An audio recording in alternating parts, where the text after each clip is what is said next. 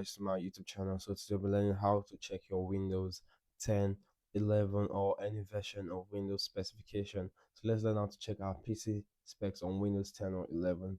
So let's just go ahead to two steps I'll be teaching us how to check. So first thing is to go to your file manager here. So I'm going to try to locate my file manager and I'm going to scroll here at the left corner. I'm going to search locate this PC. So what you're going to be doing is you're going to be right clicking on this PC. So make sure you right click on this PC. Next thing to click on is properties. So alternatively, you just press Alt plus Enter. Just click on properties. This is the first way, and it's actually going to take us straight to our PC specs.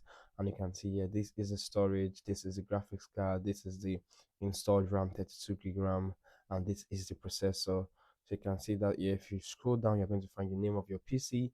I'm going to find the device name. So the device name is DontX. So I renamed this. So you can decide to rename your PC there. I can find the processor and the speed. So this is the speed of the processor, 3 gigahertz.